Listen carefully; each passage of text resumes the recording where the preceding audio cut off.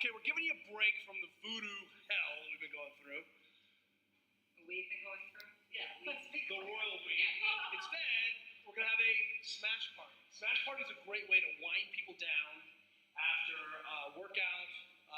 Gets athletes to figure out a couple things. One is, what's tight? What does tightness feel like? And how can I address that in a low equipment environment? Okay, so we've got Sean McBride and Johnny Don, who are both physios and coaches in our program, M1 and at SFCF. And they're in town working at HQ today. And so we thought we'd have a smash party. So here's what it's going to look like. J-Star, Shine, we're going to go after the adductors. Oh, it's so bad. Okay, so typically when you go after the adductors, now I want to show you something. We brought a pair of crutches in because a crutch, usually there's a pair of crutches lying around the house or in the gym, but it's a nice way to be able to lean up. You can kind of chill. It's easy to strap. So what we're going to do for here is one man's finish, another man's wife. Try to get in there. It's so fun. So, do you think it's fine? What you said? Okay, so what we're going to start with is start down by the knee. So we're going to start down the knee.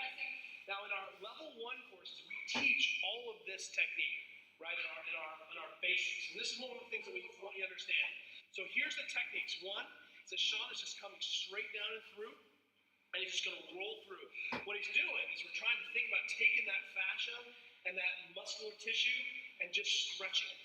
How do we take it to the limits of its range of motion? How do we bend it? So he's coming down, deep pressure, and just going to find the excursion of the tissue. So come down. We're going to start down by the knee. Get as close to kind of the knee as you can. And let's work on that. Let's do 2 minutes as the dose, okay? And then we'll switch partners. So big pressure. See if you can sink in, go down and through. Now, if J-Star identifies an ugly spot, she'll tell Sean, okay, go back, and you'll be like, okay. So, they're going to stop here, and what happens, was that obvious? It was pretty obvious. J-Star's going to contract into the foot, so contract, and then relax. Sean waits a beat, then goes a little deeper. He doesn't just charge right in. She comes off tension. He doesn't go right into that, move into the house. You want to give someone a day to vacate the house, you need to smudge the house, then move into the house. So she contracts again, right into the foot with pressure. He backs off. She relaxes. He tries to move into the basement. We just repeat that. Does that feel stiff to you? Of course, and Sean is a ninja with the speed he teaches, right? So how's that for you? The idea is, can we sink lower and lower? Can we tell our musculature this is non-threat? You like the crutch? It's kind of nice. It posted up. Good problem. I think it's all about ease of the smasher. I should be doing very, very little. Can I get you guys a coffee? I will. That's really what we need to do. If you can smash some coffee. You can watch Westworld. Caffeine smash. Caffeine smash. Maybe that's what you should do. Hashtag caffeine smash. All right. So what we're working on is we're going to spend that 2 minutes. We're still in the area down by the knee, which tends to get neglected. Yes. Okay. Contract relax. How do we know you're not going too deep, Max? I can't talk right now. Because I'm in the pain cave. I can shout out the pain cave. So when you're shouting out the pain cave, it's too deep. One, you can breathe all the way in and all the way out. That's important. Okay, let's switch partners. And one of the reasons we do this in the gym is that, and one of the reasons with partners we switch like this is it gives one athlete a chance to get some feedback on their technique. So if you are a real jerk to the person who just smashed you, or you just smashed or just got smashed by, you get to just basically exact your revenge. So sinking down, trying to take that to the limits of range, and then hold that for a beat. Then come up, sink through, and then try to get as much motion as you can. That's right. Good luck on those rugged days. Oh wait, Sean is a ninja. He has gone into a private corner. Good. Smash down. Now, so notice something. J-Star's using the ball of her foot, which is kind of mean. That's what Go over. Well, give me a little artist check. There you go. And then sink in. Excellent. Sink in. Relax. We're going to get 2 minutes on this. Again, if you've got a spot you can't take your full weight on, then say pause, contract, relax. Pause, resist, release. Then you go a little further. Important is the person receiving the smashing to give enough feedback to your smasher that their technique improves, or if you hit an area that's tight, you really are the best arbiter of your own stiffness and pain, and hoping someone else just magically ferrets it out, not good enough. So if it's too deep, it's too deep, right? Max, can you go harder? Right, go to the box, right, that's right, you could go harder. Yeah, that's the point. The goal here is for John to actually work therapeutically on a therapeutic level. Let's go to 10 more breaths. One of the easy ways to work on this is just to count with breath. So let's take 10 more deep breaths. All in. Now you'll notice that Sean is still doing this thing. Slow in and slow out. Let me see if you can take a big breath in and then just let it go like a light switch.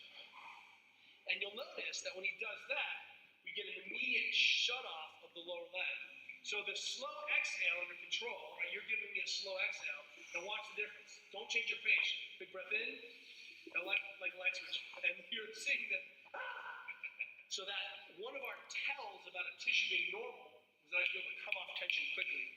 And so if he resists into that and just comes off tension, or if he has to slowly come off tension, that's an indicator that we still are not clean and clear in that neuromuscular contraction. All right, so that's 2 minutes. Let's switch and do the other one. Smash party. Take a nap afterwards. Now, let me do this. Check this out, guys. Okay, well, let's do the other leg first. Other leg, same position. Again, try to get larger compression. So if you've seen on the interwebs lately, Chris Duffin's talking about it. Donnie Thompson really is the originator of something they call tempering. And it's about using a large mass, a large force, to work to the bottom tissues. What ends up happening is that over time, that localized force on a muscular system will eventually overwhelm the system, and you start to get shut down. In fact, Pavel was talking about this in, I think, Relaxing the Stretch a long time ago. He called it an isometric shutdown. And if you take something to end range and hold on it, eventually it's going to get tired and then just start to relax. So it's an easy way to sneak in on musculature that has high tonicity. So musculature that's holding on, hey, I'm a little extension sensitive, my erectors are lit up. One of the ways of breaking that spasm, breaking that tone, is just with the constant pressure. Same thing here. It's an easy, non-threatening way to get big pressures that aren't that tactile, acute pressure. So if I get a lacrosse ball there, she's dying. But this is a way of working on the entire sheet, right? Working on the entire system. We're trapping so much tissue underneath that foot, and then being able to contract, relax, which is an important part of this, makes it so that they can tie in that neuromuscular system into the soft tissue. Meanwhile, the deep pressure is a way of easily kind of getting to the bottom of that. Good. Let's take 10 more breaths there. On your own, deep breaths in, and try to get to the bottom. One of the things you'll notice is that your breathing becomes shallow. This is an easy way of turning breath work, breath focus, into our mobilization. So it's not one more thing I have to do, right? I'm working on this conscious breathing pattern. Even if I can't let go, I can still make sure get to the bottom. And getting to the bottom tells my nervous system I own this tension in this full excursion of the breath. And that if you end up hiding that little end range, not only is it kind of a neuro-brain muscular system sort of reserve where you're protecting yourself, but you're never going to get to the full bottom of what's happening at that neuromuscular level. And I think you're not also biasing the tissues at the end range of breath. And so oftentimes when you exhale all the way, one of the things that happens is you end up loading tissues that don't get loaded until your ribcage empty, right? You know what time it is? Let's make a switch time. Here we go. Party on! Woo! Adductor mash party. Now look, if you're working with a bunch of young kids, boys with boys, girls with girls, you solve all the BS, right? There's no silliness. No one steps on anyone's private parts, right? But it's easy to suddenly make this boys with boys, girls with girls. Now J-Star's still doing a big ugly, that's mean, Jay. So let me show what I would do. This was Sean's leg. I would sink in and then try to smush as far as I could. Try to come down through that adductor, smush in, and then roll, and you feel that that's different, yeah? So larger pressures He's dying. Larger person. without that, because it's that. You have larger pressure and larger person. You're saying Jason's skinny, I'm fat? Problem. Good. Sorry, Jay. Sorry, I didn't mean to hear. But work is work. I didn't mean to. There's absolutely nothing wrong, right? Check this out. Like, watch what happens if I treated John's leg like a burning cigarette, sunk in and rotated, right? So I just hold that rotation. So there's a lot of ways that you can increase the effectiveness. So just pressure, add some rotation. Now he can contract, and then I'll back off and relax, and I'll sink it a little bit further. And that's a really different experience. Notice that I'm not giving him the cigarette heel. Right? That's not what I'm talking about. How do I take that large swath of tissue and bias it around it? A lot of ways to get in here. Every day. You do feel like pain. Good. Good. And you see Sean's doing a good job. John, that's the new dream team of trying to be able to come off tension quickly to let his body know this is normal. Let's do 30 more seconds. Give me 10 more breaths here. Total time 9 minutes. 11:25. Over today. My head. You got answer on that. I'm pretty good. Usually within 30 seconds or so. Could go a little slower on the smash. You gotta go a little slower. You gotta get this time.